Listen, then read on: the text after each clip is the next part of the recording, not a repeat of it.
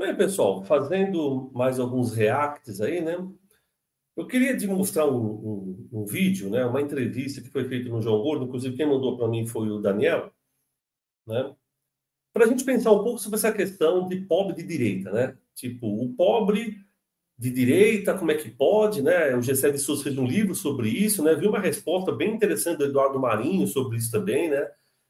Que de novo condena o pobre, né? Tipo assim, ele é de direita, ele vota na direita, é por causa do pobre que a gente está nessa situação, né? Mais ou menos você vai por esse caminho, quando você acusa o pobre de votar na direita, né? Sei se é desse jeito, né? Na cidade de São Paulo isso é muito complexo, né? Então a Marta ganhou já na periferia da cidade de São Paulo, na região do Grajaú, Capela do Socorro, Parelheiros. Dessa vez ganhou o Ricardo Nunes. Então tem vezes que eles votam na direita, tem vezes que eles votam na esquerda. Você tá entendendo? Votaram muito no Pablo Marçal, pessoal da Zona Leste. Já votaram também, né, em Lundina, em 88. Já votaram também no Jânio. Então, tipo assim, essa coisa que existe, pobre de direita, pobre de esquerda, entendeu? É como se ele tivesse que votar em apenas um tipo de candidato ou um tipo de linha, né? É sempre você acreditar de que o pobre, que é muita gente, né, deveria ter uma única forma de pensar, que é a tua, provavelmente. Evidente, né? É a tua. Já que a tua é a melhor, ele deveria estar pensando igual você. Já que você supostamente defende esses pobres, né? Ele deveria estar do seu lado. Ok? Bem, e aí, eu vou mostrar então essa entrevista e aí algumas partes dela, e a gente vai discutindo. A ideia aqui é fazer um contraponto só, não é falar quem está certo e está errado, por quê? Evidentemente, eu não vou concordar com a maior parte do que ele está falando, porque ele é marxista e eu sou anarquista. Então, tudo bem, entendeu?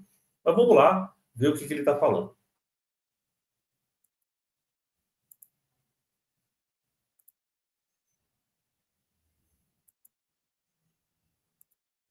Ação socialista não chega na periferia pro pessoal, assim, cara, hoje em dia, cara. Uma coisa que o Marx ensina pra gente é as ideias dominantes de uma época são as ideias da classe dominante. Isso é uma coisa que ele escreve lá em 1848, que é a classe dominante, ela não domina só a forma de produzir a vida, ela domina também a forma de entender o mundo. Então a gente pensa agora, existe jornal de esquerda? Grande? Não. TV? Não. Emissora? Rádio? Não. Que é mais fácil até de fazer. Aí, porra, e aí? Como que a gente fica chocado de que na periferia só chega ideia de direita? Bem, vamos lá. Então, primeiro ele pega lá, ele é marxista, né? Pega o Marx, né? Que é a frase clássica do Marx, né? As ideias dominantes de uma época são as ideias da classe dominante. Bem, aí a gente pode partir de várias possibilidades aí, né? Para a gente discutir essa frase do Marx e depois ele fala a questão de uma mídia, basicamente está falando de mídia, né? Uma mídia, se tivesse uma mídia comunista, provavelmente, sei lá, chegaria na periferia e eles ganhariam as pessoas. Mas vamos lá primeiro, né? As ideias dominantes do Marx são as ideias da classe dominante, vamos partir desse princípio que o Marx está correto, né? E aí vamos pegar a União Soviética. As ideias dominantes de uma época são as ideias da classe dominante. Quem que é a classe dominante na União Soviética? Quem que é a classe dominante na Alemanha Oriental? Quem que é a classe dominante na Bulgária? Quem que é a classe dominante na Romênia na época do Ceausescu? Quem que domina a imprensa na União Soviética? Quem que domina a imprensa na Hungria? Quem que domina a imprensa na Alemanha Oriental? Por que eles criaram, então, o serviço secreto? Por que tem a Stasi na Alemanha Oriental? Por que tinha a Tchek depois, a NKVD e tantos outros na União Soviética? É só eles manter lá jornais, revista, televisão deles. E eles sim. Lá você não tinha como ter uma TV anarquista na União Soviética, como tem aqui no Brasil, que é capitalista. Não tinha lá uma rádio anarquista, uma rádio liberal. Não tinha nada disso. E cadê a União Soviética? Cadê a Alemanha Oriental? Cadê a Romênia? Tá bom, socialismo por quê?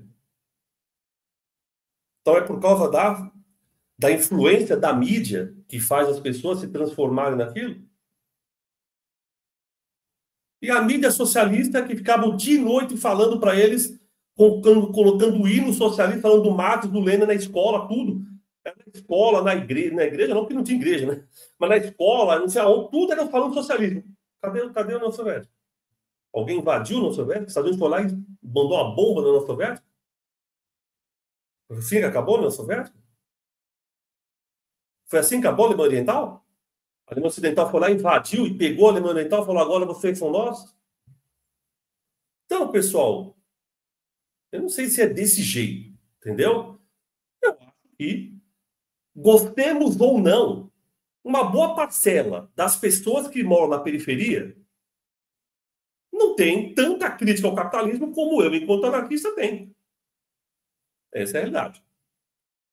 Segunda coisa. Bem, eles acham que colocar TV lá, rádio, vai poder mudar a cabeça das pessoas. Eu tenho minhas dúvidas colocando o fato da União Soviética, os lugares já tinham tudo uma mídia controlada, eles tiveram que criar serviço secreto para tentar ir atrás das pessoas. Pega um filme lá, né? Tem um filme que mostra o serviço secreto da Alemanha Oriental. Só mostra como ele perseguia as pessoas, artistas. Depois eu ver se eu lembro o nome do filme até acabar esse vídeo. Ok? Bem, mas aí vamos lá. O que os anarquistas pensaram contra essas ideias dominantes de uma época? Eles não leram Marx, não estavam preocupados com Marx, mas eles perceberam o quê? Que você precisaria criar um contraponto a isso. Não era simplesmente falar, você precisa criar um contraponto. Então, se tinha o teatro burguês, os anarquistas criaram o teatro operário. Se tinha escola burguesa, os anarquistas criaram a escola operária. Se tinha o cinema burguês, os anarquistas criaram o cinema anarquista operário. Se tinha o jornal burguês, os anarquistas criaram o jornal operário. Se tinha um piquenique e festas burguesas, os anarquistas criaram os piqueniques e festas operárias. Se tinha os bailes de carnaval burguês, os anarquistas criaram os bailes operários. E aí eles se contrapunham, na prática, à lógica burguesa. Eles se contrapunham. Entendeu? Aí você mostrava para as pessoas que existia uma outra maneira de se organizar. Não era simplesmente falar para as pessoas, mas você, na prática, mostrava para elas de que se existe o jeito burguês de viver, tem que existir o jeito proletário de viver, que é um jeito que tem lá o apoio mútuo, que é contra a competição, você está entendendo? Meritocracia, assim por diante. Aí eu pergunto, os grupos marxistas hoje estão fazendo isso na periferia? Contra o funk lá que tá, sei lá, que eles podem achar o funk que fica cultuando ter dinheiro. Eles vieram, tem lá funk que discute questões sociais. As festas que são lá, festas ligadas à questão, por exemplo, mais, sei lá, de diversão pela diversão. Eles fizeram outros tipos de festas, como faziam os anarquistas no início do século XX. Porque se não tiver uma prática, a escola, eles condenam a escola, que é um aparato burguês. Eles criaram escolas na periferia não burguesas, com dinheiro que eles podem estar ganhando na internet. Eles criaram. Do contrário, aí você acusa o cara de ser de direita, porque ele recebeu uma informação. Não me parece que seja só isso. Eu não estou falando que não existe uma manipulação. É evidente que existe. Existe manipulação tanto nos países capitalistas quanto existe nos países comunistas. E ainda lá, nos comunistas, eles criaram até a polícia secreta, entendeu? E só a comunicação não resolveu o problema deles. Mas vamos continuar a discussão.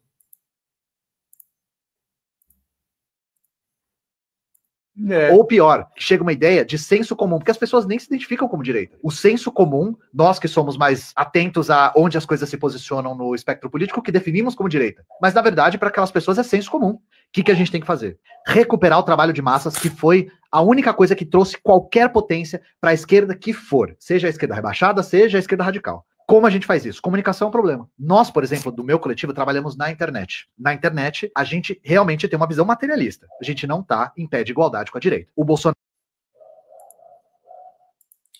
Bem, eles trabalham na internet, enfim, né? Porque eles ficam na internet, eles discutem na internet, enfim. Quando teve a pandemia,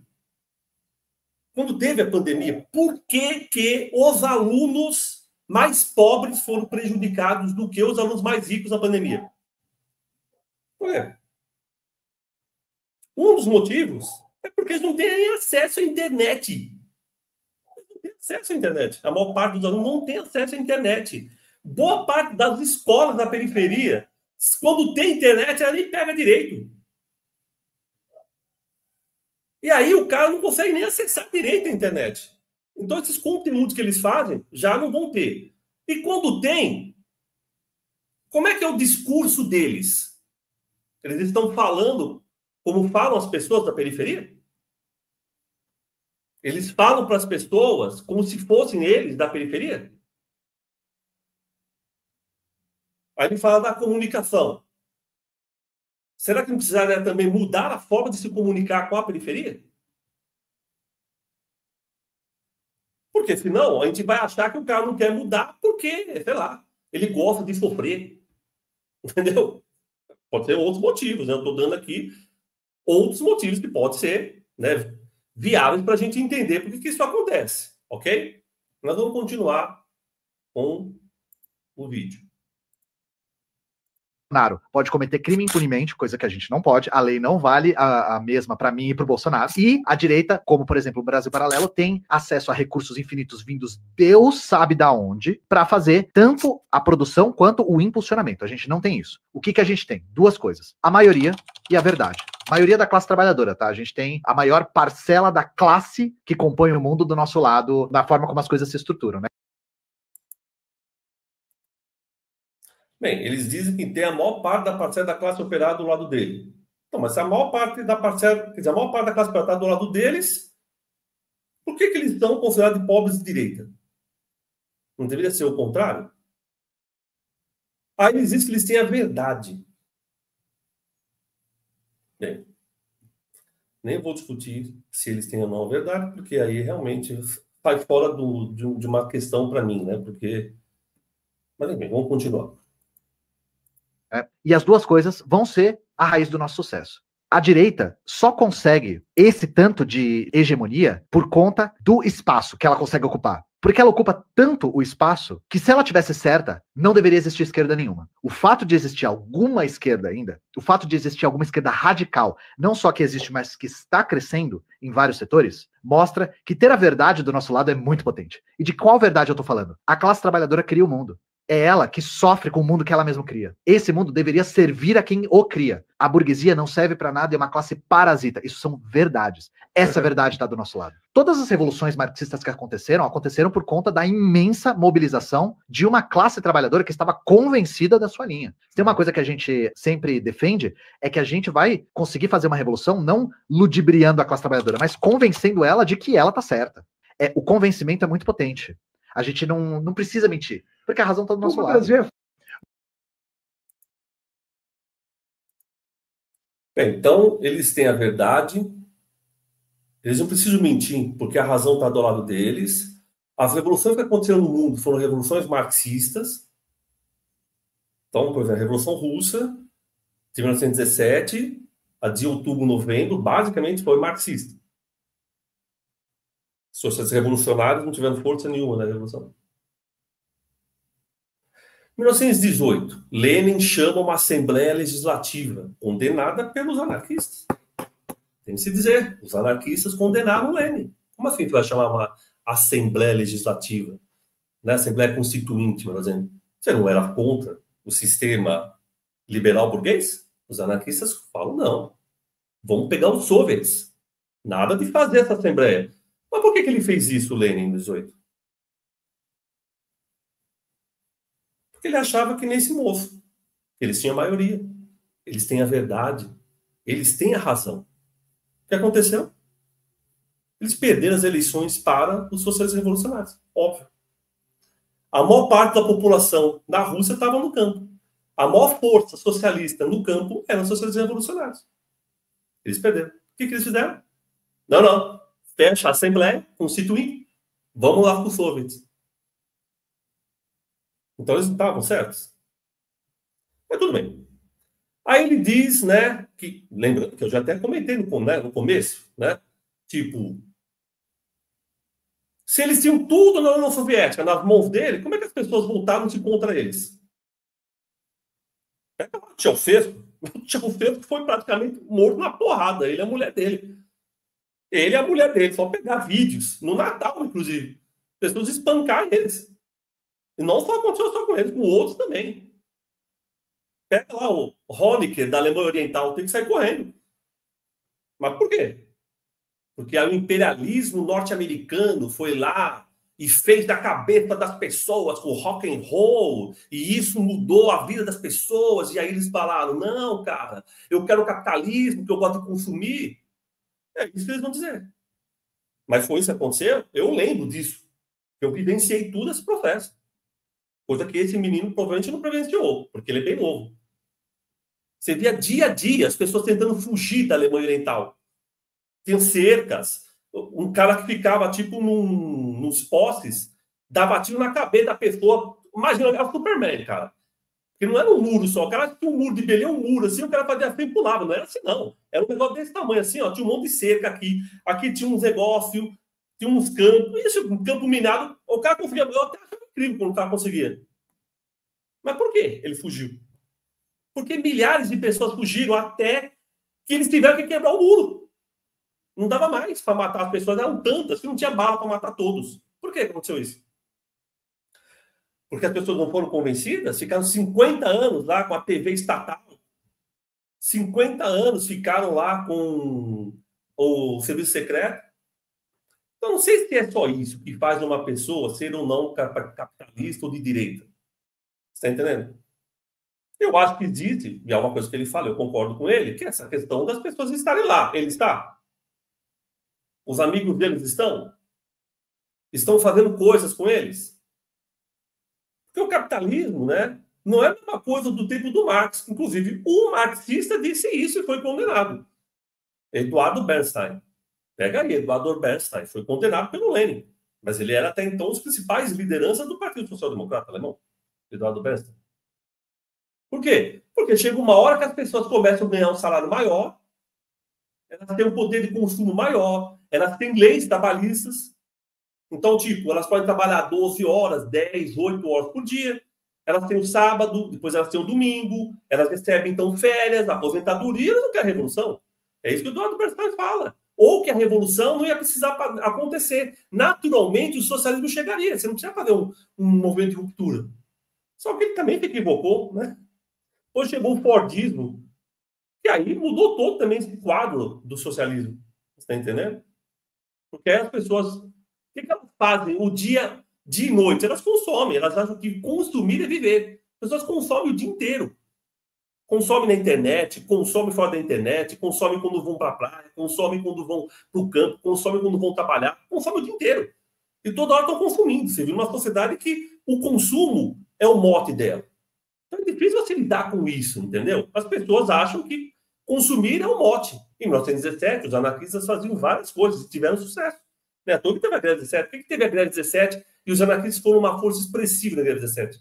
Porque eles tinham um trabalho há muito tempo. Por que aconteceu a Revolução Espanhola? Os anarquistas tiveram uma força grande. Porque há 50 anos antes, eles já estavam fazendo escolas, eles faziam sindicatos, eles faziam discussões, piqueniques. Eles faziam um modo de viver completamente diferente, ou tentavam fazer, daquele da burguesia. Você está entendendo? E aí, óbvio, isso deu algum resultado.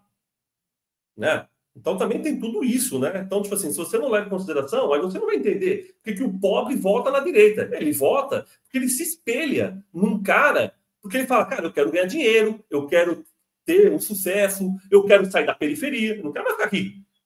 Quem mora na periferia não fala, eu não quero ficar aqui na periferia, eu quero ir embora da periferia. Você entende? Não quero ficar o dia inteiro aqui com barulho, cara apertando lá a moto, cara de barulho, de papapá, ficar estourando. O cara não vê a hora de ir embora. Também tem tudo isso, né? Então, tipo assim, a gente tem que tomar muito cuidado de olhar para a situação, para não condenar a pessoa, né? Porque é muito fácil eu aqui na internet, na minha casa, ficar falando o que eles tinham que fazer, né? Mas os anarquistas, eles começaram a construir com esses trabalhadores novas formas que tentavam minimamente lutar contra a opressão que eles sofriam. E por isso que isso deu resultado. Não é simplesmente uma TV que vai fazer as pessoas mudarem de ideia, um jornal que vai fazer as pessoas mudarem de ideia.